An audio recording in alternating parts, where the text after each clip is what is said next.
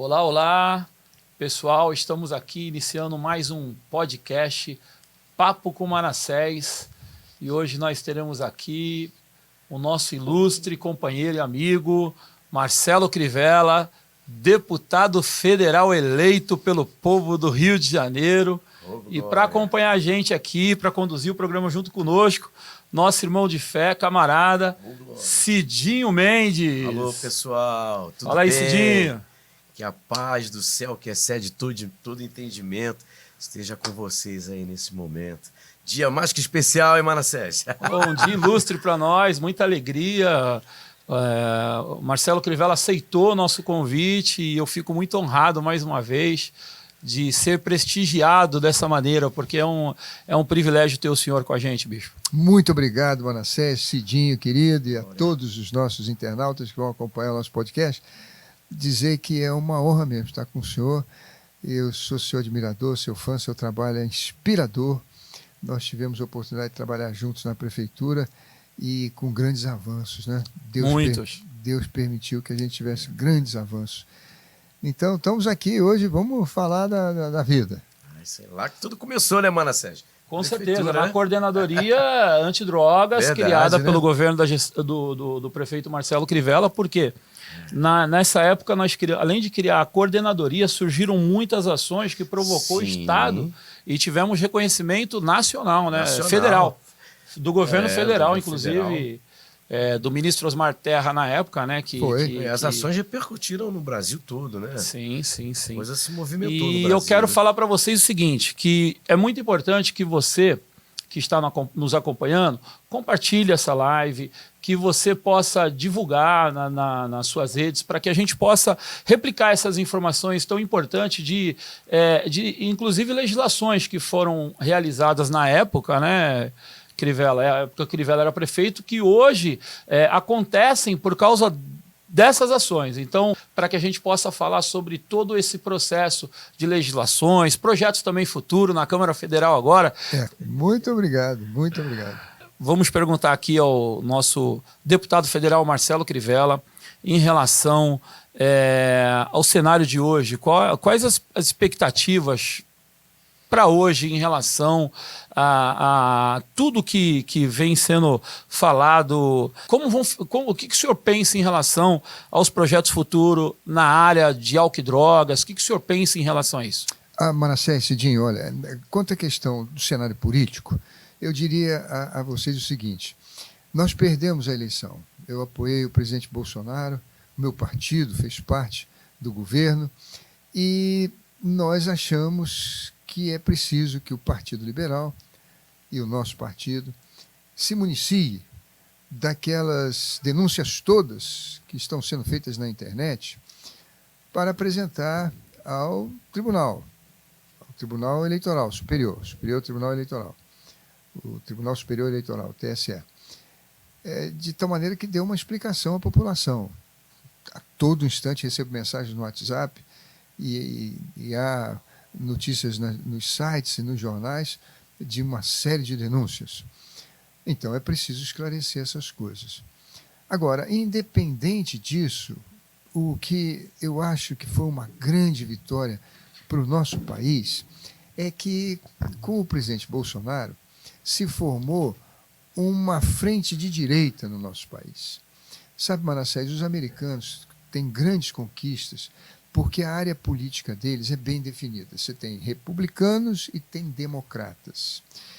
E eles, como se alternam no poder, acabam um fiscalizando o outro e fazendo com que a política seja uma coisa racional e decente. No Brasil, nós precisamos fazer isso.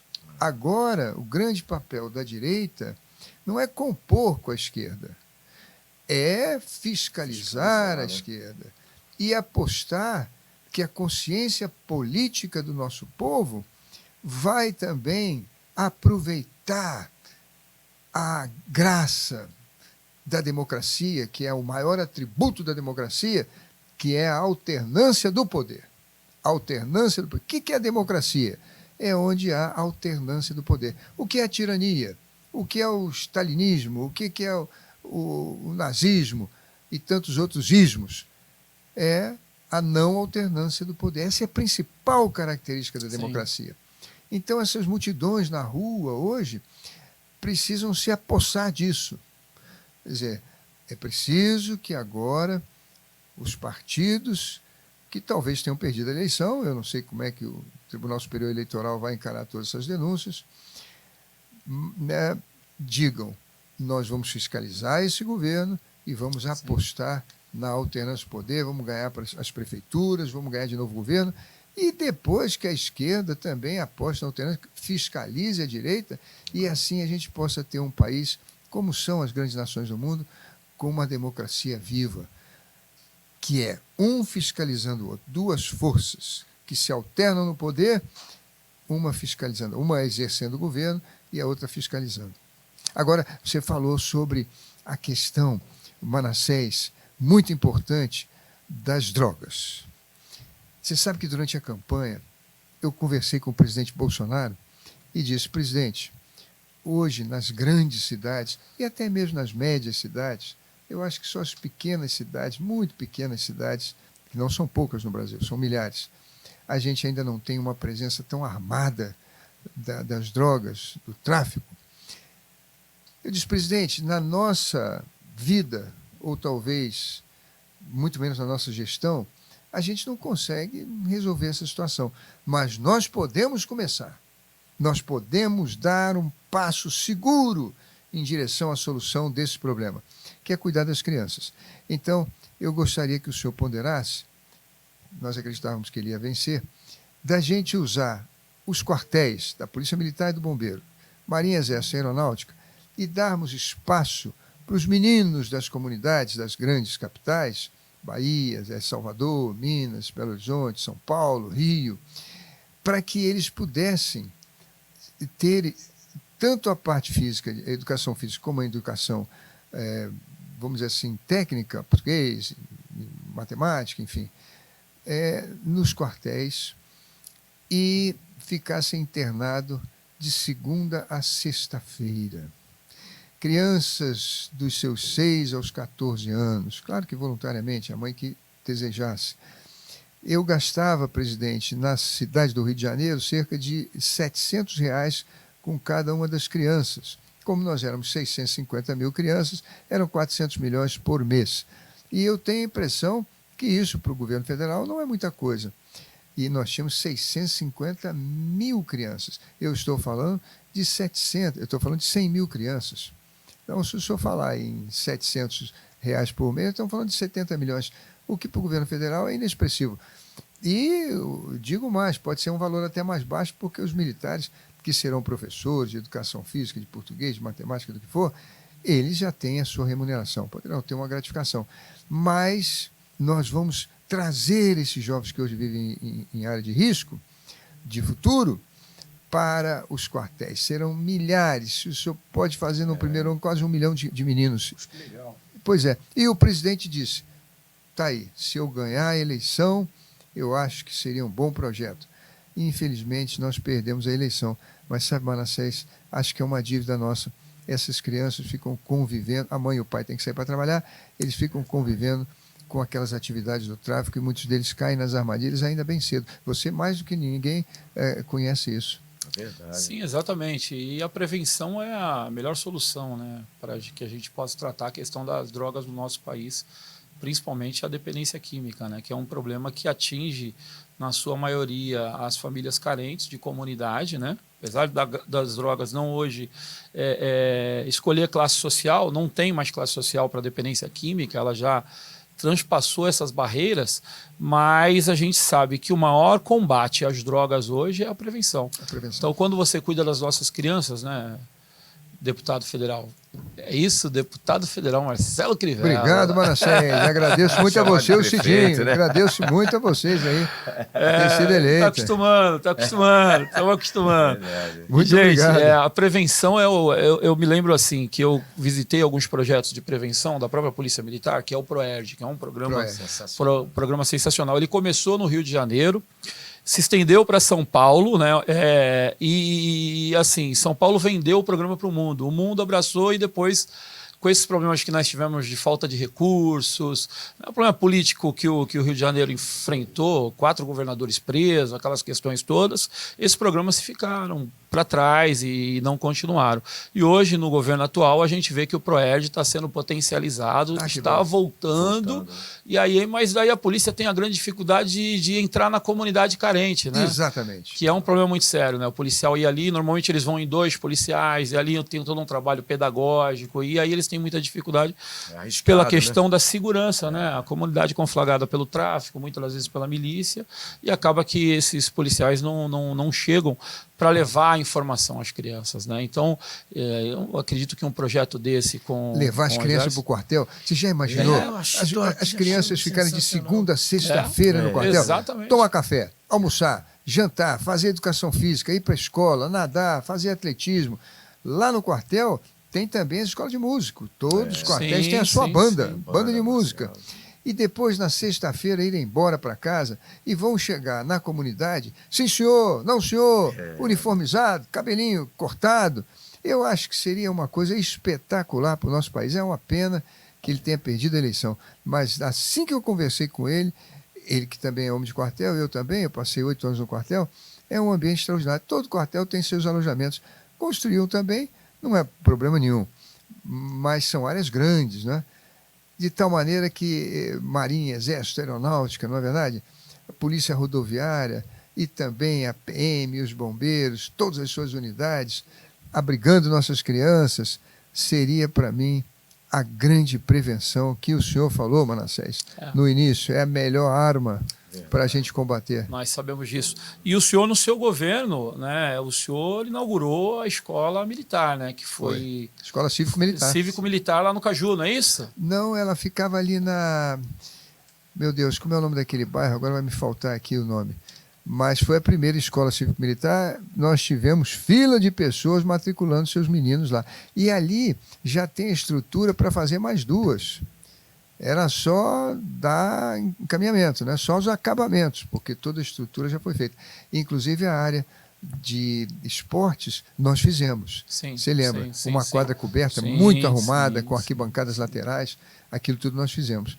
Agora, Manassés, se você me permite, você fez grandes avanços quando nós pudemos fazer convênio com o governo federal para dar por interno nas nossas organizações um valor em que eles pudessem ser mantidos. Lembra disso? Exatamente, exatamente. Foram 3 milhões de reais investidos em tratamento de comunidade terapêutica, né? O que nós fizemos? Quando o senhor criou a Coordenadoria de Cuidado e Prevenção às Drogas, a exemplo do governo federal, o que nós fizemos? Nós abrimos vagas, né, para tratar os nossos dependentes químicos que ficavam jogados na Avenida Brasil. Isso, Cracolândia. Né? Os usuários de crack daquela região, né, Cidinho? Né? Muitas operações na madrugada, inclusive que o senhor passava nós cuidando fomos. das obras. Né? Nós fomos várias vezes lá várias vezes, né? O senhor estive com você ali. Esteve com a gente lá. Exatamente. Né? Foi. 2, 3 horas da manhã, a gente acolhendo a população. Fizemos um hotel ali do lado e abrimos também o restaurante popular. Em frente à Maré, ali está abandonado agora. Em frente à Maré. Poxa,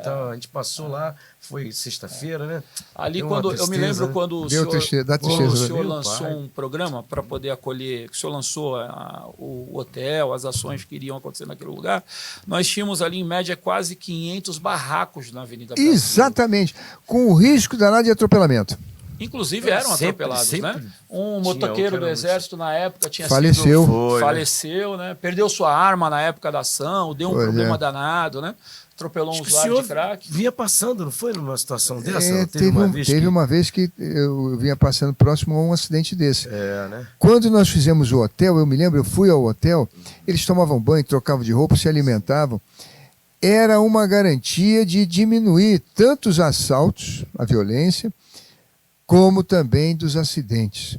Uma pena que descontinuaram. A né? Avenida Brasil continua É uma tragédia. Infelizmente, a Avenida Brasil hoje, quando eu passo por aquele lugar, a gente sabia que a gente praticamente zerou a quantidade de usuários que tinha na via, né? Porque as verdade. obras precisavam passar. A gente chegou Né? E a ali, gente precisava uns entrar ali com 400 aquelas obras e tinha muita dificuldade por causa da quantidade de usuários que ficavam perambulando e eles eram atropelados, né, quase diariamente. todo dia, né? Quando não morria, Era assim, mutilado. o usuário acabava acontecendo um acidente grave com o motorista que passava, porque a Avenida Brasil é uma via de trânsito alto, né? Ali, os carros transitam ali, principalmente velocidade. madrugada, mais de 100 por hora ali naquele Mais de local. 100 E por é hora. uma tragédia, né? É uma tragédia, um perigo, um risco tremendo.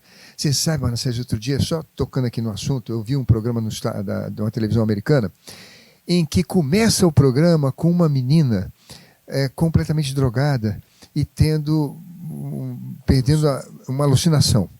Então os policiais são chamados, eles iluminam o rosto dela, ela está tendo aquelas alucinações todas, daqui a pouco ela volta, se vê cercada de policiais e ela diz, olha, não é droga não, eu tenho epilepsia. Um policial olha para o outro e não acreditam. Mas é assim que eles começam o programa para tratar desse assunto numa cidade de Michigan, uma cidade que foi devastada pelas drogas. Muito bem, eles saem dali, Manassés, e vão entrevistar as avós que cuidam das crianças que perderam pai e mãe. Sim. Elas falam da dificuldade com a idade de cuidar de jovens adolescentes. Depois eles vão para conversar com os adolescentes, que sentem imensa falta do pai e da mãe. Depois eles saem dali e vão até o presídio para falar com os rapazes que se envolveram em crimes usando drogas, foram presos, praticaram violência, assaltos, para poder comprar a droga. Depois, eles entrevistam as enfermeiras que são as mulheres que cuidam dos bebês que nasceram com síndrome de abstenção, porque a mãe usava a droga. Sim. E elas contam, e as câmeras mostram, o drama dessas crianças, que recebem leite e alimentação, mas choram desesperadamente porque precisam da droga. Depois eles vão aos líderes políticos, e os líderes políticos culpam os médicos, porque lá nos Estados Unidos, nessa cidade, as pessoas eram viciadas em opioides. Sim. E esses opioides eram comprados em farmácia com receita médica, que custava $100 a receita médica. E as pessoas, então, acusam os médicos. Eles estão ficando riquíssimos porque vendem por $100 as receitas. E aí, finalmente, depois de você ver essas cenas todas muito dramáticas, muito tristes, os repórteres filmando, é um programa de 40 minutos, uma hora, aí eles, então, vão aos médicos. Entrevistar os médicos e diz, olha, nós verificamos aqui que são milhares e milhares e milhares de receitas que vocês dão para que essas pessoas comprem os opioides nas farmácias. E a população culpa vocês. Então, um dos médicos entrevistados disse, olha, se vocês quiserem e votarem uma lei proibindo isso, não tenho nada contra. Agora, podem ter certeza de que virá para cá o narcotráfico do México, a máfia chinesa e outras gangues para abastecer o mercado. Quando eles obtêm a receita conosco, eu recebo $100, mas eu pago impostos. E com esses impostos, você vai poder prender aqueles que roubam para usar droga ou tratar aqueles que querem tratamento, interná-los, cuidar deles. Você sabe, Manassés, que terminou o programa e não se encontrou uma solução. Sim. Uma solução. E isso me fez lembrar do que você falou no início do programa. A solução é a prevenção. Sim. É evitar que a pessoa... Sim. E na prevenção, eu diria a você, é cuidar da criança. Aliás, a Bíblia diz, ensina a criança no caminho que deve andar.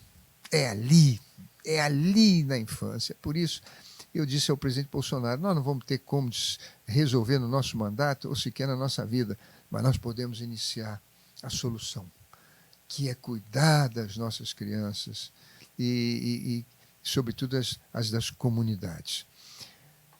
podemos não resolver de todos, porque muitas crianças que hoje, muitos homens hoje envolvidos nas drogas, tiveram até uma infância rica, são, como você falou, a droga não escolhe a classe social. Mas tenho certeza absoluta que íamos destruir com a pandemia. Seria uma endemia, seria um problema, não é? Mas não seria mais essa tragédia que pega tantas pessoas nas comunidades e envolve tantas pessoas no narcotráfico, com tantas facções. Não é, Cidinho? Verdade, verdade. E quando o senhor falou desse programa, a gente até me veio a cabeça agora, porque o Papo com Manassés, ele surgiu, né, Cidinho? Verdade. Através de um programa americano, né, né? onde 2 usuários de drogas, né, que estavam em recuperação, que criaram um podcast e começaram a discutir o assunto da dependência química na sua cozinha. Era um podcast, né? Era um podcast, 2 americanos ali, falando sobre a dependência química, e aí atingiram milhões de seguidores, estouraram.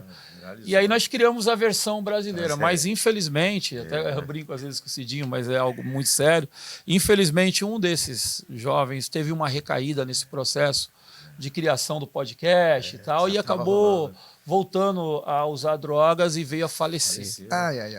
Infelizmente. Mas daí o outro continuou com o programa e a gente montou uma versão brasileira desse programa para a gente discutir esse assunto. Por quê?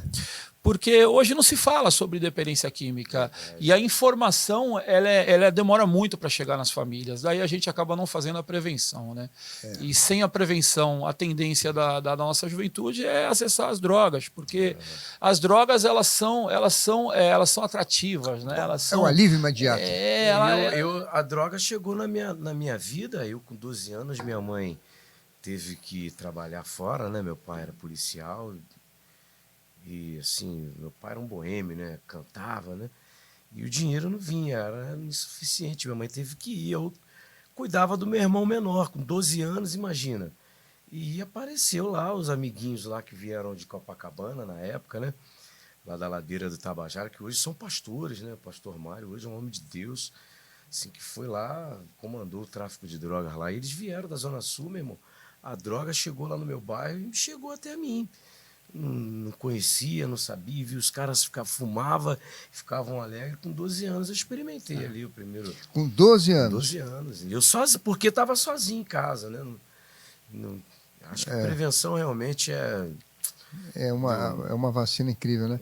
Quer dizer, com 12 anos a droga chegou à sua casa. 12 anos. E seu pai e sua mãe nunca imaginaram que isso iria ocorrer. Até porque eram 2 heróis trabalhando, lutando muito. Policial. Um policial enfrentando o crime.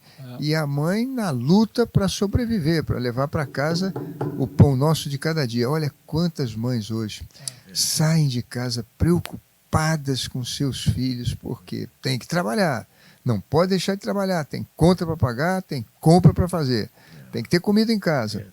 Mas elas saem com o coração partido, estraçalhado, porque as crianças não têm noção ainda do perigo que representa as drogas, o risco de vida que estão correndo, né? Triste e a demais. Criança num colégio como esse, num programa desse, ela vai ser assistida praticamente o dia inteiro, né? Então, assim, a mãe vai ficar tranquila em relação a isso. Vai passar a semana no quartel. Quando eu era rapazinho, eu fui servir exército, eu já estava na faculdade, então me mandaram para o Centro de Preparação de Oficiais da Reserva. Manassés mudou minha vida, porque você ali tem contato com um ambiente, um universo totalmente diferente do que você vê nas ruas. Então, são pessoas o tempo todo em atividade. Ou você está dando tiro ou está limpando o armamento. Ou você está fazendo educação física ou você está numa sala de aula. Enfim, o tempo todo ocupado. E é uma disciplina, é sim senhor, não senhor, e pronto, acabou.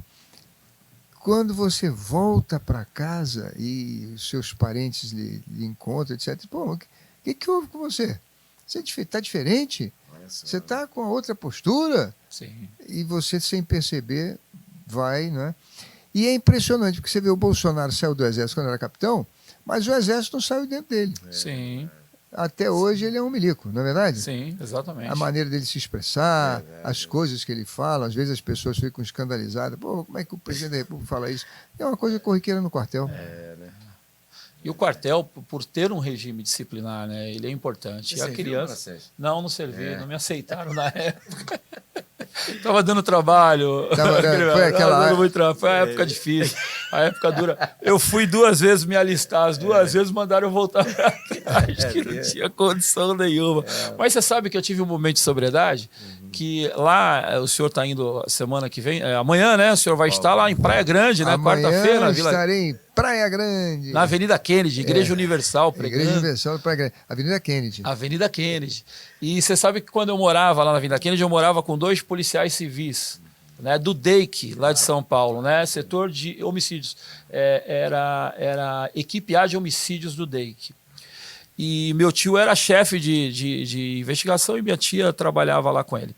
E aí, eu fui morar com eles, tentando, no processo de sair das drogas. Manda pro meu tio, que ele é policial, o tio vai cuidar dele lá e tal, e fui morar com eles. Aí eu parei de usar droga, consegui um momento de sobriedade, com eles que não tinha como, né? Na casa de 2 policiais do DEIC. 16, 17 anos. Não, eu tava com 18 anos. Já, né? E aí eu fui fazer prova para a Polícia Militar de São Paulo. Uau!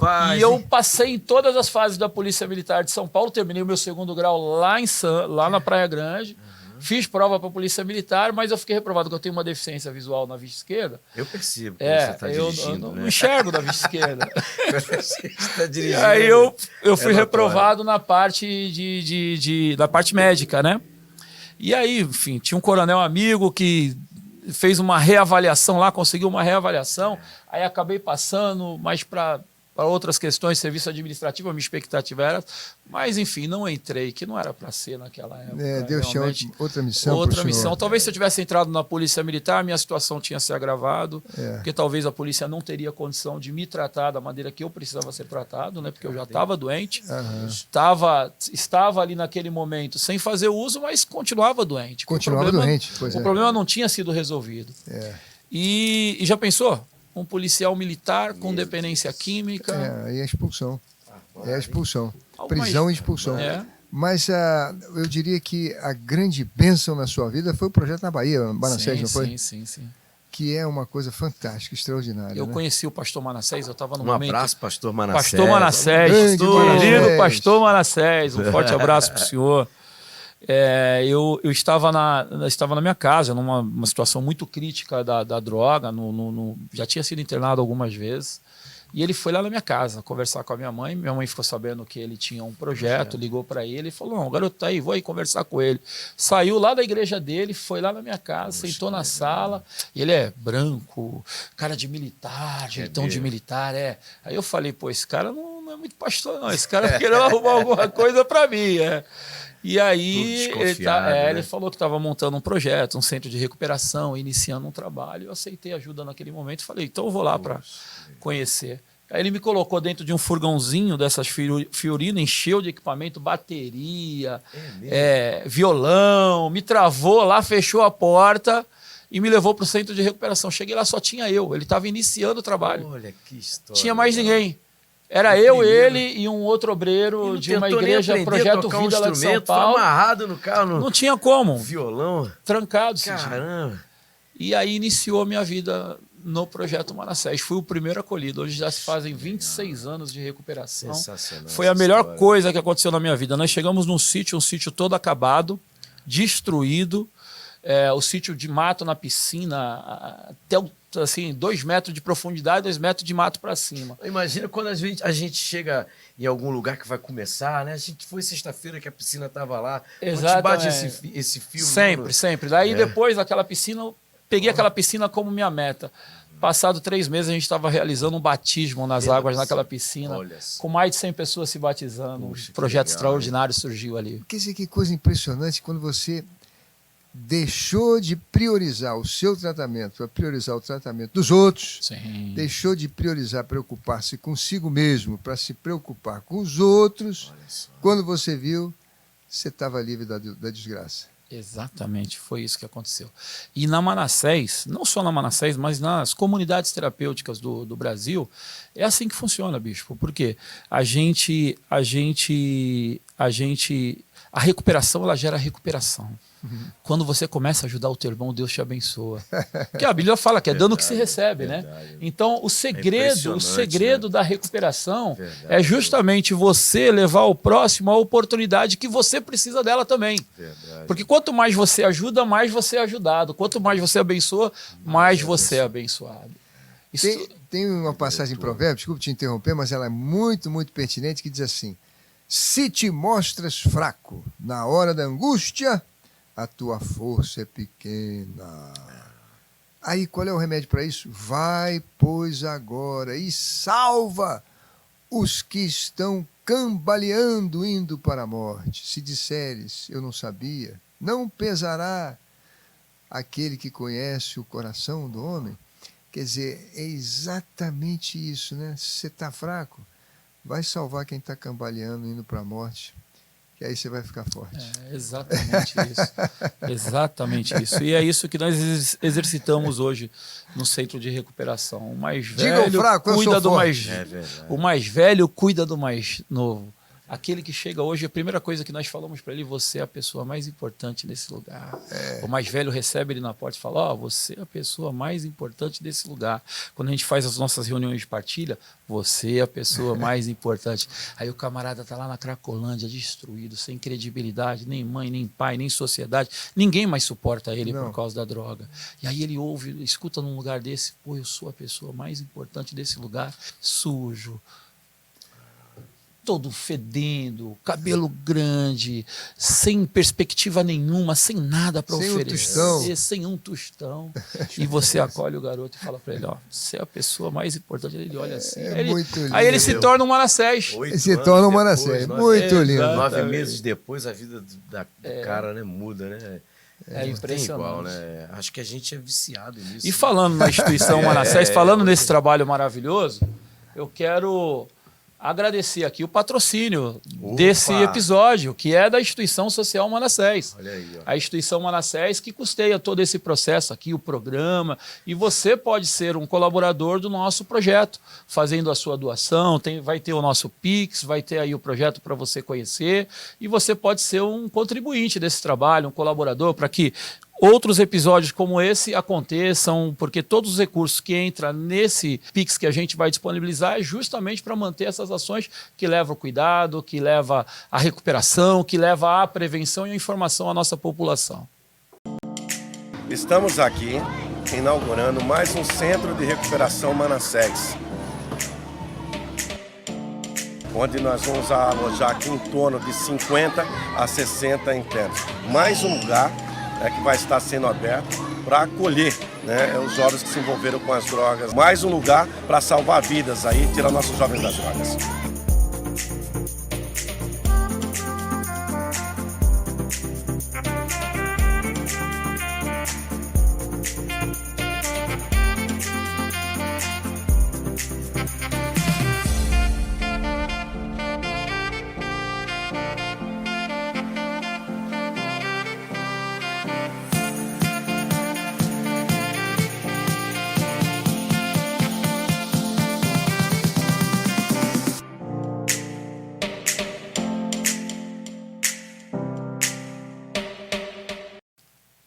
É isso aí, pessoal. Você acabou de assistir o trabalho, o projeto, né, que nós apresentamos da Instituição Social Manassés, e você pode, por favor, fazer a sua doação para ajudar o nosso trabalho, para continuarmos ajudando as pessoas a encontrarem um novo caminho, não é isso? Sensacional. Eu conheço o trabalho e é a coisa mais linda. Aliás, a vida do Manassés é uma inspiração para todos nós, e o Cidinho também. Incrível. Eu fico muito feliz de receber o senhor hoje no programa, porque, assim, para nós que trabalhamos com recuperação de dependência química, ter a oportunidade que nós tivemos no seu governo, o senhor deu para nós a voz, o senhor nos deu a condição, na época da prefeitura, de levar para a sociedade esse trabalho tão importante, né? Porque nós conseguimos acolher milhares de pessoas com as nossas ações. Foram 3 anos e meio de muito trabalho. Muito trabalho, pelas madrugadas. Na área de acolhimento, de cuidado. Fizemos congressos, criamos um conselho municipal antidrogas que no Rio de Janeiro já estava há quase 12 anos parado, não tinha conselho. Nós reativamos o conselho que está até hoje. eu sou conselheiro ainda no conselho. Todo vapor. Convênio com o continuo. governo federal. Convênio com o governo federal. Criamos o fundo para receber recursos, que hoje recebe o recurso do governo federal e consegue manter o trabalho de prevenção, as comunidades terapêuticas. Hoje tem convênio com as comunidades terapêuticas. Trouxemos, na época, o ministro, e o senhor teve uma ação importantíssima, que foi a regulamentação da Lei 11.340, que era a Lei de Drogas. Lei de drogas. A nova Lei de Drogas que previa o acolhimento voluntário em comunidade terapêutica e a internação involuntária para os casos de surto psicóticos que a gente tinha na cidade. Com o fechamento dos manicômios, com a lei antimanicomial, a gente teve assim um crescimento da população de rua com problema psiquiátrico, além da droga, que essa lei ela favorece a internação involuntária. E o senhor criou também, prefeito, à época, quando prefeito, o senhor criou também nos hospitais de referência, nos hospitais de referência, emergências psiquiátricas. Exatamente, Manassés. Eu me lembro que houve uma certa confusão com a opinião pública, porque as pessoas achavam que nós íamos fazer internação sem critérios, e que sempre causa frisson no pessoal dos direitos humanos. Sim. Lembra disso? Sim, lembro. Direitos humanos. Verdade. Mas, graças a Deus, nós conseguimos esclarecer tudo e trazer os recursos, alguns milhões que vieram do governo federal. A imprensa ia com a gente para as ações nossas, sim, né? Sim, Lembra lá em passaram Copacabana, Zona Sul, a sinalizar de uma forma muito positiva, né? Principalmente em Ficaram Copacabana, na porque expectativa para saber o que ia acontecer depois de tudo. Né? Como é que eles vão atuar? E as ações nossas lá, a imprensa estava lá em massa, né? Nessas ações nós tínhamos a saúde, nós tínhamos a assistência social presente, nós tínhamos a guarda, apoio da polícia militar também nas abordagens para proteger a equipe, uma polícia humanizada também que nos ajudou muito na época, com o entendimento de que o objetivo era levar para aqueles dependentes químicos oportunidade de recuperação. Isso. Né? E ali em Copacabana, a população à época, não aquela população que era mais radical, que tinha a questão dos direitos humanos muito à flor da pele, não entendia o que estava acontecendo. Hoje não tem mais ações. São chamados de esquerdopatas. E eles sim faziam muito barulho e tal, queriam. Mas quando viram que a grande maioria da população recebeu aquelas ações de uma forma muito positiva, porque estava dando uma resposta. Estava dando certo. Copacabana virou uma cracolândia. Lembra desse rapaz? Eu ia falar disso. Sim. Que pediu ajuda, que estava deitado lá no chão. Praça Cerzedelo Correia, não foi? Praça Cerzedelo Correia. Que testemunho incrível. Ele de joelho orando, agradecendo a Deus. Graças a Deus vocês chegaram, não esqueço disso até hoje. Eu ia comentar isso. Estava eu, Coronel Amêndola, que à época era secretário da CEOP, né? Da Guarda Municipal. Da Guarda Municipal, comandante da Guarda Municipal. A comandante era Tatiana. Ele era o secretário da CEOP. Era o secretário.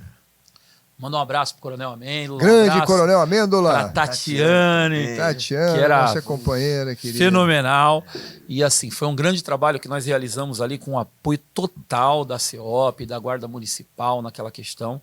E esse jovem, eu me lembro que nós estávamos no meio da ação, aí nós acolhíamos, né? Passávamos pelas avenidas principais de Copacabana, ofertávamos ajuda para aquelas pessoas, e aí eles aceitavam ir para a nossa van, aí a gente levava eles para fazer uma triagem lá na Praça Cerzedelo Correia.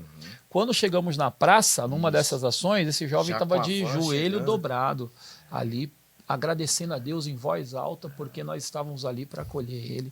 Naquele momento, ele tinha pedido: vocês são uns anjos que Deus mandou nesse lugar, né? Desespero, né, rapaz? Aquela foto saiu no jornal e tudo. Não foi matéria, né? Realmente a pessoa chega num nível desesperador. Não é mole, não. Ela se promete várias vezes e ela não tem força de sair no buraco que ela cavou com as mãos. Então, é uma ajuda externa, sobretudo de pessoas como vocês, Manassés. Eu digo você e o Cidinho, que já venceram o problema. Uma coisa é alguém aconselhar ou um médico receber em 15 minutos, explicar os sintomas e passar um remédio. Outra coisa é alguém dizer: eu já vi, eu já passei por isso, eu sei o que você está passando. E eu saí, se você me ouvir, me der a mão, você vai sair também. Tem um Acredite lugar pra te nisso. levar, né? Eu encontrei a saída e vou te ajudar a encontrar a saída. Esse testemunho é extraordinário. Era exemplo, a grande Arraça. estratégia, né? Porque a nossa equipe ela era formada por quem já tinha passado por isso, né? Então, quando a gente abordava alguém, eu mesmo cansei de chegar lá cedo lá ou de madrugada no Parque União ali na Maré ou na Zona Sul e parava para abordar ali um usuário e falava para ele que eu já tinha passado por aquilo ali, ele parava para me ouvir. Então isso aí, né? E o resultado que a gente tinha por isso era muito grande. Era um diferencial, né, Cidinho? Diferencial. Quero referenciar também o Cláudio, que estava com a gente também, tá ali, né? Cláudio, grande Cláudio. Participou ali com a gente incansavelmente também nas nossas ações, né? Grande Cláudio, hoje um homem dos bastidores, né? Participou com a gente, esteve com a gente também, né?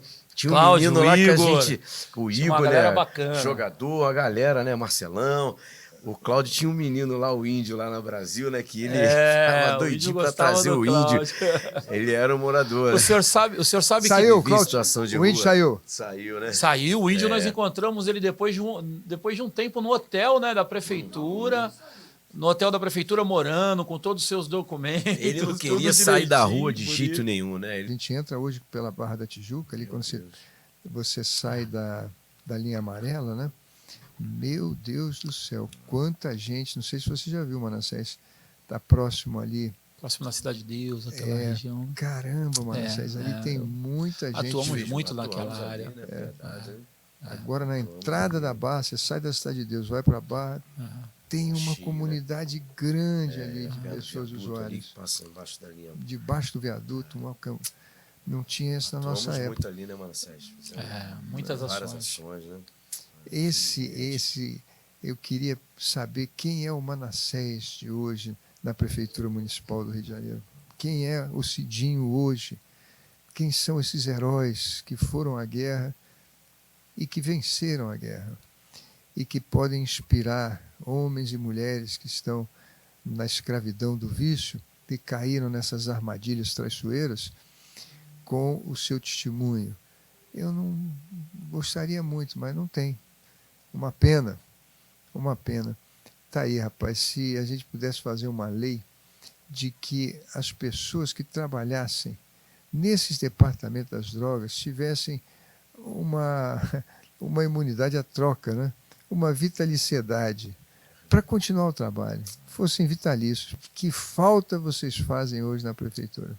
Tem equipes, né, que elas têm um papel importante, né, nesse processo, né, e quando a gente vê que a gestão muda, a outra não continua, né, porque a gente tem uma política de descontinuidade no nosso país muito grande, né, as boas ações delas deveriam se permanecer porque a população fica desassistida, né. É interessante que a muito coordenadoria continua, né, até sobre... Mas com outro viés, né, a gente vê eles estudarem, e eu faço parte do conselho, assim, a gente vê que o foco hoje não é esse cuidado. O foco hoje é você atuar na questão da escola.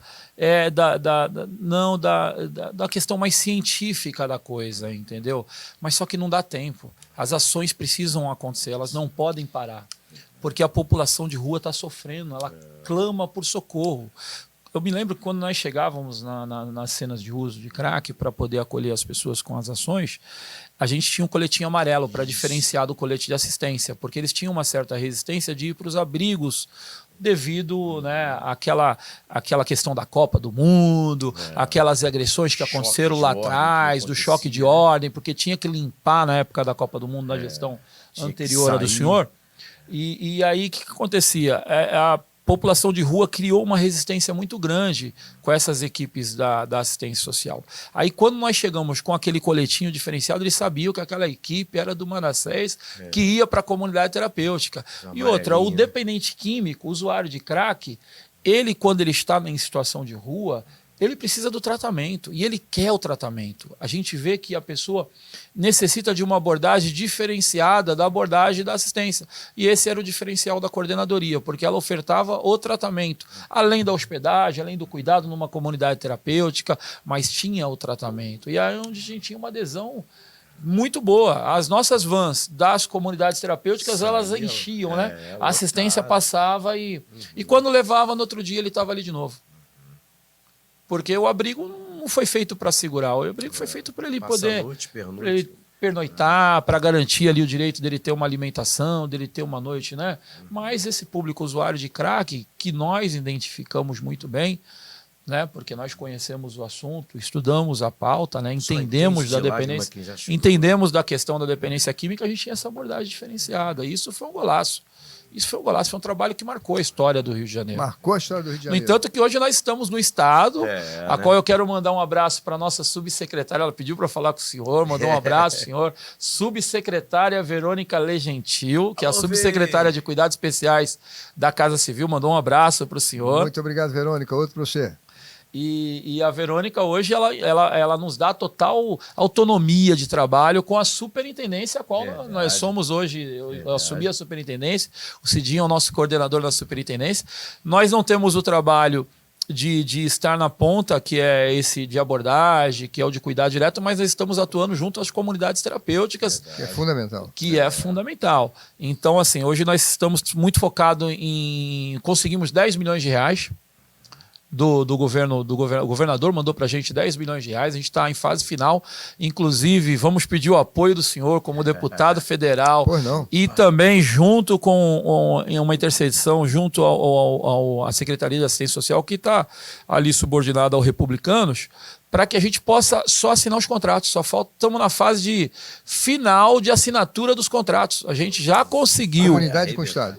Comunidade com o Estado. Já conseguimos recurso, já tem o empenho, já está tudo disponível. Fase final, 23 comunidades terapêuticas conseguiram se credenciar, porque no Estado existe um setor de credenciamento específico, que é o Converge, onde elas têm todo um processo seletivo, edital de chamamento público. Elas já passaram todas as fases, agora a gente está na publicação do relatório final e da assinatura dos contratos. Que coisa boa! É uma vitória para as comunidades terapêuticas do Estado. Um trabalho que começou no governo municipal com o senhor e replicou isso para o Estado e hoje a gente vai investir 10 milhões de reais nas comunidades terapêuticas. Tinha um funcionário do governo federal que deu um testemunho. Sim, o secretário nacional, doutor Quirino. Doutor Quirino, dizendo foi aqui no Rio de Janeiro que tudo começou. Verdade. Exatamente. Ele teve no nosso podcast. Teve aqui, né? Teve aqui no podcast. Foi a última edição, né? Foi a última edição, foi um sucesso. O doutor Quirino, ele se lembra muito bem por causa da parceria que o município fez. Verdade. Porque nas gestões passadas ao seu governo, ele não conseguia acessar. O governo federal não acessava o município, tinha muita dificuldade, porque o município tinha uma assistência social que sempre foi de esquerda. Então, eles sempre trabalharam muito para redução de danos. Eles nunca não abriam a oportunidade para que o governo federal investisse na questão do tratamento da dependência química no viés de abstinência total. Ida para uma comunidade terapêutica, rompe o uso da droga e começa ali a fazer um tratamento sem nenhum vínculo com a droga. A redução de danos, ela reduz. Os prejuízos, é outro viés. Então Eu me lembro que o Haddad, quando foi lá de São Paulo, ele fazia os hotéis em que você recebia umas pedrinhas de crack para ir reduzindo aos poucos. Tinha também uma maneira de você trabalhar e morava num hotel e tal. É a abordagem da esquerda, né? A abordagem da esquerda é essa. Justamente é você diminuir a quantidade de uso. Se você está usando crack, você passa a cheirar cocaína. Se você está cheirando cocaína, você passa a fumar maconha. E aí eles têm os facilitadores para que, né, com os argumentos que vai diminuir o contágio. A questão do fornecimento de seringa, cachimbo. Queria diminuir o uso de cocaína, rapaz. Ficava o dia inteiro doidão de maconha. Para mim... Não resolveu. A melhor coisa que eu fiz foi parar mesmo. Para muita gente, né? Para muita gente. É uma política que tem um resultado muito pequeno para um investimento muito grande. você disponibiliza de muitos profissionais, principalmente médicos, que são caros, psiquiatras, né? Essa equipe médica, psicólogos, não é um custo, é um custo realmente muito caro para qualquer município, qualquer estado. Então, sempre se investiu muito na redução de danos do nosso país e no Rio de Janeiro. Aí, quando nós chegamos, nós entramos com o viés, que é um recurso pequeno em relação ao que se gastava na questão da saúde, né? Mas não deixamos de atender na questão da saúde com os hospitais psiquiátricos que a gente tinha disponibilizado, as emergências psiquiátricas nos hospitais de referência. Em todos os nossos hospitais de referência. Né? Ô Douglas, é interessante que a gente fez a primeira marcha da família contra as drogas, né? Rio de Janeiro sem drogas, e na primeira edição foram duas. A primeira edição, o hoje atual governador Cláudio Castro participou como vereador. Sim, ele já esteve com a gente, participou de um evento também lá no Parque de Madureira, não foi como vereador, né? Aí na segunda edição ele já veio como vice-governador, né? Aí já conhecia o nosso trabalho, né? Sabia de como funcionava, mais ou menos, né? E nos abriu essa porta lá dentro do governo. A coordenadoria do estado, né? foi um marco, né? Para o Foi, estado sim. do Rio de Janeiro, Estado do não Rio de só para o Janeiro. município, porque ela hoje atua a nível estadual. Hoje o senhor sabe que nós temos 300 comunidades terapêuticas já, assim, em todo o estado. Em todo o estado, mapeada. 300 comunidades terapêuticas. Já estamos em 157, Então, 158. qual a população das 300? Vamos a estimar. média de 20, 30 pessoas em cada comunidade 20, 30. terapêutica. Então, tem algumas que tem mais, tem algumas que tem menos, mas uma média de 20 a 30. Nós temos 300 com 20 ou 30, nós estamos falando aí de 6 mil pessoas. 6 mil pessoas hoje acolhidas. E tem mais, hein? Tem mais, né? Que a gente vai descobrindo. Cada dia aparece uma CT nova, né? Impressionante. 6 a 10 mil A gente pessoas. chegou na prefeitura, só eram duas, né? Que tinham, E a nossa estavam estratégia cadastradas. para continuar atuando com essas instituições foi quando nós saímos do governo, que houve a transição, nós criamos a Federação das Comunidades Terapêuticas, que é a FECONTERG. E a FECONTERG reuniu todas essas instituições e continuou o trabalho de uma outra forma. Quantas são ligadas a igrejas?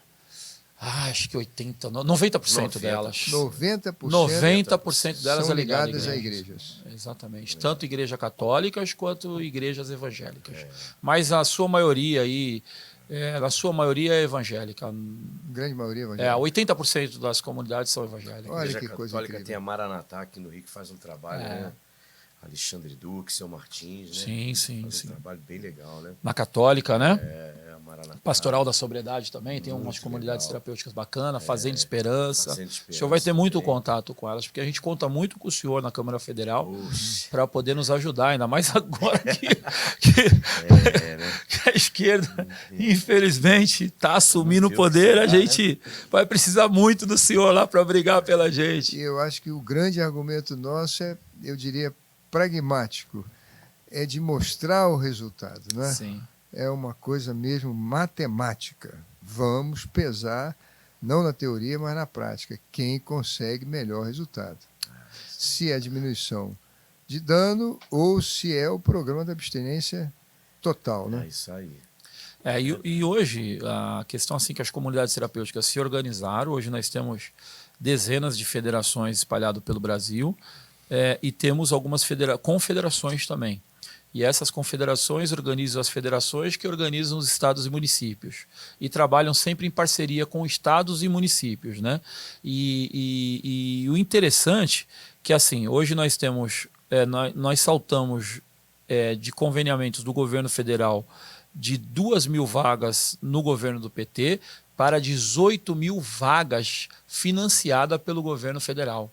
R$ 1.000, em torno disso, por R$ 1.300 hoje. mensal. R$ 1.300 o governo federal custeia por vaga para cada comunidade terapêutica, e hoje nós temos, em média, 700 comunidades terapêuticas no país conveniadas com o governo federal. E das 700, 300... As nossas 300 estão todas conveniadas? Não. Nós temos no Rio de Janeiro, nós saltamos na época de 2 conveniadas para 35 agora. 35, né? 35 comunidades terapêuticas hoje já são conveniadas ao governo federal com o trabalho que nós realizamos lá na coordenadoria, regulamentando o serviço. Porque qual é o grande problema dessas instituições? É que não existia uma legislação com a Lei 13.840, se regulamentou o serviço e se legitimou a ação. Então, elas conseguem hoje ter um código de atividade, ter um código sanitário com o novo Código Sanitário do Rio. A gente, principalmente as municipais, dessas 30 e poucas instituições que nós temos convênio com o governo federal, a sua maioria no município. Porque o município se regulamentou. E depois que saímos, aumentou o número de conveniadas? Aumentou porque os outros municípios começaram a acompanhar a política de drogas do município do Rio, dentro do estado. E na cidade do Rio? Na cidade do Rio... Acredito que não. Na cidade do Rio, não, teve aumento, sim, de CTs. No município? Não, mas sim, não, conveniadas. Conveniadas com o governo federal, são 28 agora do município. 28 instituições do município. E algumas de fora do município. Mas a gente tem aí credenciadas que ainda não estão recebendo recurso, uma média de 40 instituições. Porque você faz primeiro o credenciamento, espera o edital de chamamento público, que ele tem prazo para abrir, prazo para fechar, você se habilita, passa por todo o trâmite e aí você assina contrato com o governo federal. E eu pergunto a você, essas que estão no Rio de Janeiro estão tendo assistência do Estado para fazer isso? Sim, agora estão tendo assistência do Estado. Exatamente. Mas o município não tem o mesmo ritmo que nós tínhamos? Não. Geralmente não. a gente que oferece Só, esse né? Porque assim, elas precisam, existem algumas regras para que você possa se conveniar. Uma delas é registro no conselho. E o conselho hoje ele não tem um olhar pedagógico. Ele tem um olhar fiscalizador. Tem que ter fiscalização? Tem que ter, mas tem que ter olhar pedagógico, de incentivar essa instituição a procurar o conselho. Se a instituição não acessa o conselho, ela não consegue o registro e o governo federal só pode... Então há uma omissão velada. Exatamente. O conselho... E a nossa briga, porque a cadeira que nós temos no conselho ela é da federação. A gente, quando nós criamos a federação, nós conseguimos uma cadeira no conselho. E aí a gente permanece lá brigando para que as instituições sejam respeitadas. Porque... assim, a instituição que cumpre as legislações, ela tem que ser impulsionada, ela tem que ser ali parceira do município, porque o município não tem braço para alcançar esse público. Nem a gente sabe, nem competência muitas das vezes. Então, é melhor você ter essas instituições do seu lado ou você ter elas longe de você? Tê-las do lado, sendo acompanhada, incentivada, motivadas e hoje... Aperfeiçoadas, exatamente. E no futuro, quem sabe, a gente vai poder ter um selo de qualidade daquelas que mais recuperaram, daquelas que mais produziram, para que tenham também outras linhas de financiamento. O governo vai depender muito dessa parceria. Nós não podemos prescindir de pessoas como o senhor Manassés, como o Cidinho e outros tantos que vocês recuperaram. Não há como um médico, ainda que seja um psiquiatra, com pós-graduação na Europa ou nos Estados Unidos, não substitui a experiência daquele que conseguiu sobreviver à tragédia, ao deserto das drogas. Ele é fundamental na recuperação da vítima. Ele é um exemplo vivo. Sim. Então, isso é fundamental. E a igreja também tem um papel muito importante. A fé. A fé é fundamental. Sem sombra de dúvida. A igreja é fantástica. A oração é tudo. E o governo, na época do presidente Bolsonaro, nessa época do presidente Bolsonaro, reconhece isso. Na esquerda tem certo ceticismo, né?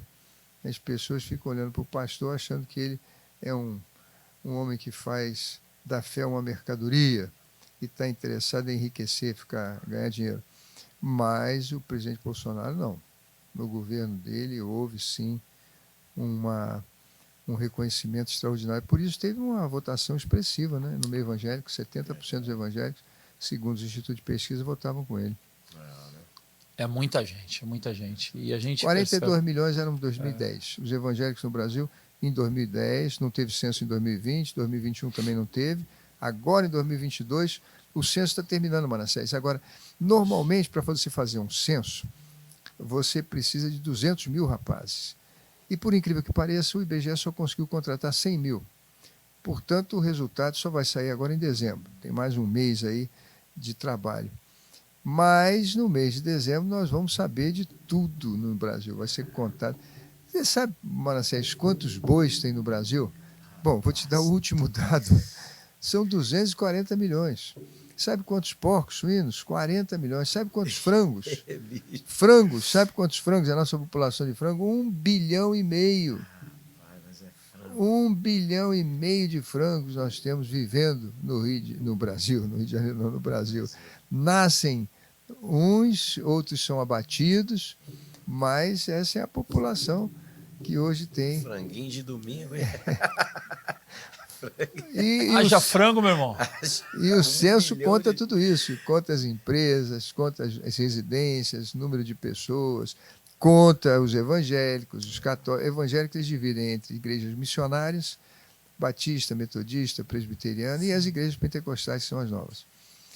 Enfim, é um trabalho extraordinário que se faz no nosso país, de 10 em 10 anos. No mundo inteiro é de 10 em 10 anos. Eu acho que esse número vai diminuir, porque esse número de anos, antigamente era de 10 em 10 anos, porque não existia o computador. Agora, com o Tecnologia. computador, né, e processando imediatamente as suas informações, não há necessidade mais de ficar de 10 em 10 anos. Mas é a tradição.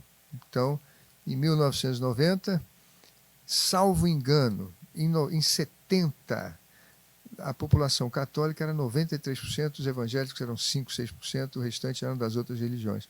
Então, de 70 para 2010, nós subimos aí para ser próximo de 22, 23% da população. E agora, em 2020, 2022, eu vi que os institutos de pesquisa, quando estão fazendo pesquisa para formarem a amostra, colocam 30% de evangélicos no Brasil. 30%. Como são majoritariamente evangélicos e católicos, significa que os católicos diminuíram para que os evangélicos aumentassem. Então, aí você tem católicos em torno de 50%, 55%, evangélicos 30%. Dá 85%. O restante são os espíritas e outras religiões, e isso também é aqueles que não têm religião nenhuma. Nós fizemos um censo na época municipal sobre população de rua, né? Para ter a noção de quanto nós estávamos em 7.800 7.800 pessoas em pessoas. situação de rua E no você, centro da cidade. quais informações você coletou? Origem, a maioria eram fluminenses, eram cariocas ou eram de outros estados? Na verdade, a gente tinha 30% de outros estados, né? 30% eram quase de outros 30% estados. de outros estados. Mineiros e paulistas. Mineiros, paulistas era a maioria, e baianos também. Tinha Baiano, muito mineiro, baiano. mineiro, Tinha bastante. Paulista tinha muito, né? Tinha um público flutuante também, né? Que passava pelo Rio de Janeiro para seguir para outras cidades, mas permanecia no tempo aqui, Rio. Uma curiosidade, quantas mulheres e quantos homens? Não lembro. Mas os homens são majoritários. São majoritários. Eu diria que Assim, eu não tenho 80% de senso. homens e 20% de mulheres? Mais ou menos. Muito. De cada 10... Apesar que tinha muitas mulheres, né? O número de mulheres em situação Mais de 1.000, aumentou. dos 7.000... Sim, acho que sim. Das Acho 7.000 pessoas de rua, 7.800, você considera que tinham 1.000 mulheres de rua. Uma média, né? Essas mulheres eram jovens. Na Jovens, sua maioria, né? na sua maioria. Jovens, assim, 70% delas, eu me lembro que até houve uma discussão, 70% da população de rua, envolvimento com drogas direto e indiretamente, entre álcool, drogas como maconha, cocaína, crack, uma parcela muito grande de usuários de crack. E esse era o objetivo na época. Eu me lembro que uma vez abordei, eu também fui várias vezes com você e algumas vezes eu parava, ia lá conversar com eles. E vi ali em Jacarepaguá uma moça e que tinha família e filhos. Ela tinha saído de casa por algum drama que ela não quis comentar comigo. Eu até ofereci para uma comunidade terapêutica, mas ela desconversou e não quis. Muitas dessas pessoas têm família, têm filhos e se evadiram e estão na rua hoje. Sei lá, eu não sei se é uma autopunição, eu não sei o que acontece, se elas carregam uma culpa, se querem expiar o pecado delas com o sofrimento que padecem. É uma coisa impressionante, né, Manassés? E a mulher fica muito vulnerável, né? Ah, porque ela fica na rua, Poxa, e aí ela só. acaba, né, sendo estuprada, acaba... Muito grande. É muito triste. É muito triste. A gente teve um caso de uma menina, né, que deu à luz na cena de uso, Foi, praticamente, foi. numa das nossas ações. É. Ela grávida, ela teve o bebezinho lá Pois é. dentro da ambulância. E o o neném bebezinho nasce com abstinência, né? com abstinência, tendo crise convulsiva. Você viu o coraçãozinho dele ali palpitando, e os médicos tentando o mais rápido possível. Teve É muito É, triste. de chorar. Assim, que foi assim, marcante, né? Tinha uma senhora que ela não aguentava nem ficar de pé, né? Sim. Ela não aguentava, né? E toda suja ali, né? Aí você foi e a pegou no colo, né? Sim, porque os Consegui bombeiros bater não conseguiam acessar lá a cena de uso. bater uma Os bombeiros, foto na verdade, sua com essa senhora, os bombeiros, ela na com as verdade, pernas eles toda não... dura. Eles estavam Lembra com disso, muita Cláudio? dificuldade de acessar a cena de uso, que era embaixo Sim, de um viaduto, e os sim. usuários muito agressivos. Muito Aí os bombeiros agressivo. não queriam entrar, né? queriam chegar. Aí a gente É. foi lá com a nossa Ele equipe, chegou, devagarinho, pegou essa conseguimos senhora. pegar, levei ela até o outro lado da Avenida No Brasil. colo. Aí o bombeiro levou, depois de quê? De 15 dias a gente encontrou ela novamente, Pois é, não né? foi? Mas já tava Ela bem melhor. desfaleceu Ela no meu não colo. Se a gente não tira ela dali, ela tinha morrido. Verdade. Não pesava um saco de cimento. Você vê Ela não essa pesava foto, 40 quilos. Pesava 40 quilos? Acho que menos. Pesava 40 quilos. Absurdo. Quem pegou foi você. É, né? Você absurdo. 40 quilos. Não pegou. tinha 40 quilos. Rapaz, Ó. aquela cena ali foi... Muito triste. Saí debaixo do viaduto com ela, atravessei a Avenida Brasil, coloquei ela deitadinha na calçada, aí chamamos o bombeiro acessou. E ela com as perninhas duras, né? Finas, né? Puxa, aquilo Muito ali foi... triste. As pessoas vão se destruindo aos poucos. Né? verdade, né? Só Deus para cuidar desse povo. Verdade. E a importância da prefeitura ter pessoas que possam ajudar, né? Tanto o povo da igreja. Os partidos de esquerda têm um problema sério com a igreja. Você sabe que na época que a esquerda tomava conta no país, eles inventaram que igrejas eram empresas. Sim. E foram na conta das igrejas e retiraram um pouco de cada uma delas, e no total deu R$1 bilhão. Olha só. R$1 bilhão foi arrestado das contas das igrejas. Depois o Congresso se ergueu contra isso e fez uma legislação proibindo a Secretaria Nacional do Tesouro, na época era o Rachid, de arrestar recursos das igrejas. Mas foi uma tragédia. Ele passou a considerar as igrejas como empresas e cobrou delas imposto sobre a folha de pagamento retroativo. Um horror. Pô, não conhece o trabalho que as igrejas, que as comunidades terapêuticas fazem e mesmo dentro dos presídios. A própria Igreja Universal do Reino de Deus, eu tenho muita alegria de ser membro da igreja e ser pastor da igreja, ela gasta milhões no trabalho realizado nos presídios pelo Brasil afora. E o senhor vê o trabalho da igreja, a importância desse trabalho da igreja, né?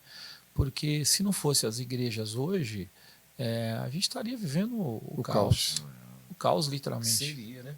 O que seria do nosso país sem as igrejas atuando hoje na questão social? Não é só presídios, porque quando tem essas crises violentas como Covid, como pandemia, tragédias, né, que a gente encontra, as igrejas são as primeiras a chegarem nos lugares. E levar a cesta básica, ajuda. Manassés, a gente falou de 7.800 pessoas na cidade do Rio de Janeiro vivendo em situação de rua.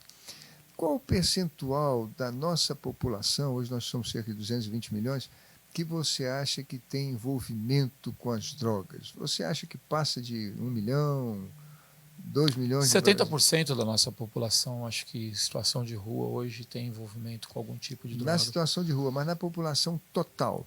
Na população total, você calcula de 220 milhões de brasileiros, mais de 1 milhão de pessoas Sim. hoje são em vítimas. Situação de rua? Não em situação de rua, mas são vítimas das drogas. Das drogas. Usam drogas, seja álcool, sim, seja... Tem alguns institutos de pesquisas que falam nisso aí. Cerca de 1 milhão. 1 milhão. 1 milhão de pessoas. Hoje tem dependência. Pessoas. Sim, algum tipo de dependência. Que coisa, hein, rapaz? E esse número tende a crescer. Tende a crescer, sem dúvida. As ações do Brasil são muito tímidas, né? A gente, por mais que faça investimento, nós temos assim um retrocesso muito grande, né, de muitos anos de desassistências, né? Hoje a gente tem um governo federal muito atuante na área da questão das drogas, tanto no combate, no tratamento, na prevenção. A gente vê o governo federal disponibilizando muitos recursos. Hoje criou uma secretaria nacional só para cuidar da questão do cuidado. Antigamente você tinha a Senad, que cuidava de tudo. Então, a Senad tinha uma responsabilidade de cuidar do cuidado, de tratar das questões do cuidado, que é o tratamento, que é a recuperação. Você tinha a Senad cuidando da repressão e tinha a Senad cuidando da prevenção. Hoje nós temos não. Hoje nós temos a Senapred, que cuida da questão do cuidado desses usuários e da prevenção de drogas. Então, separou.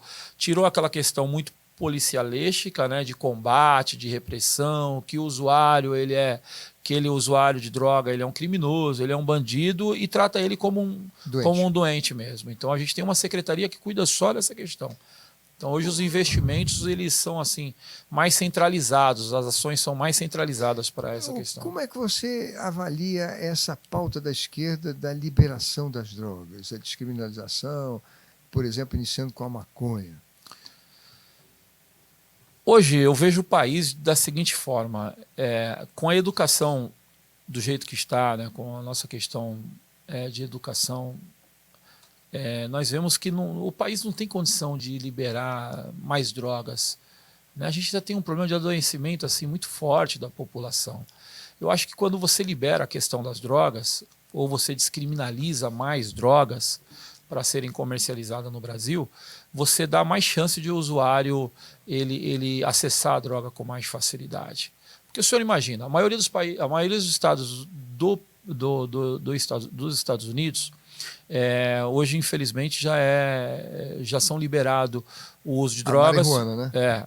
maconha maconha e drogas como cocaína, mas comprada no médico, comprada na farmácia, comprada em pontos de venda. Exatamente. E aí eles tentam ter um controle sobre isso. E muitos países hoje assim, tem o doutor Quirino trouxe dados para a gente, né? Aumentou o índice de homicídios, aumentou o índice de roubos, aumentou o índice de suicídio, aumentou o índice de adoecimento das pessoas procurando urgência e emergência por causa das crises.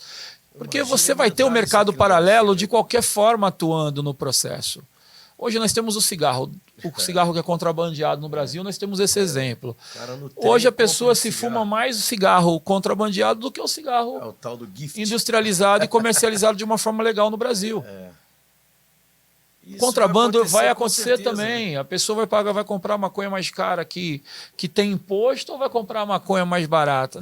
A saída é a prevenção. Prevenção é o remédio. Prevenção é o remédio. Nós não devemos discutir outra coisa senão a prevenção. Tratar daqueles que estão lá, que já estão adoecidos, é o nosso papel, temos que fazer para poder garantir o tratamento dessas pessoas, mas a prevenção é tudo. É tudo, é o maior remédio. A longo prazo mas é o que o senhor falou, tem que dar um pontapé inicial, tem que iniciar esse processo. Né? E aí parte da educação, né? Parte da educação. Imunizar essas crianças. Dar a elas uma perspectiva. É o que a Bíblia diz, ensina a criança no caminho que deve andar. Ensina a criança no caminho. Por isso é que a oração do Pai Nosso, sabe, Manassés? Ela é tão sábia porque ela diz assim, ela nos ensina a dizer, Senhor, perdoa os nossos pecados. Porque quando, por exemplo, um filho cai nas drogas, o pai e a mãe sabe que tem parcela naquele pecado. De alguma forma, uma ausência, alguma coisa.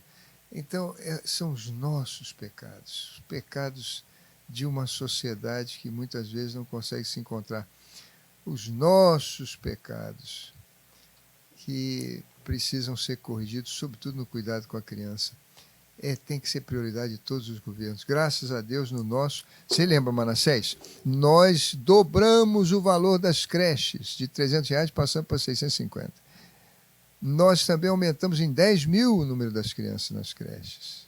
Nós colocamos merenda, café da manhã em todas as escolas do Rio de Janeiro, só tinham em 200.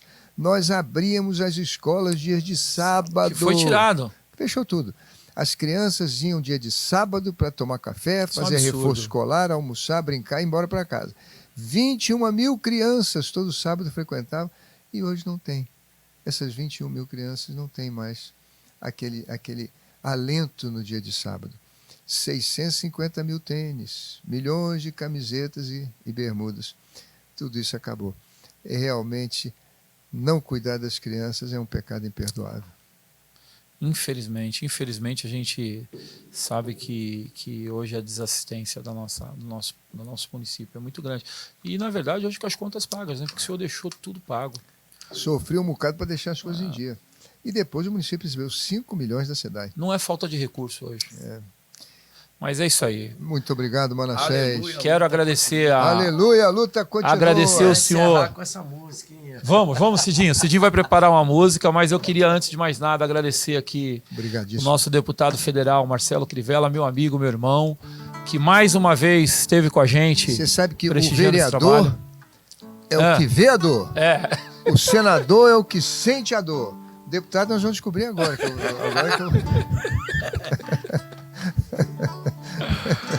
Papo descontraído, muito obrigado. Que bacana. Vamos cantar aqui. Há uma palavra que se diz no mundo inteiro, traduz um sentimento puro, santo e verdadeiro. Na hora mais difícil, quando tudo parece perdido, dá glória ao Senhor e derrota o inimigo. Aleluia, aleluia, oh aleluia, aleluia, porque a luta continua. Aleluia, vai em frente, no final a gente vence. Aleluia, porque a luta continua. Ei, aleluia, oh aleluia, aleluia, porque a luta continua. Aleluia, vai em frente, no final a gente vence. Aleluia, porque a luta continua. Valeu. Vocês são cantores, eu não. Obrigado, Obrigado. Cidinho. Obrigado, Manassés. bom. Obrigado, Cidinho. Lindo demais. Valeu.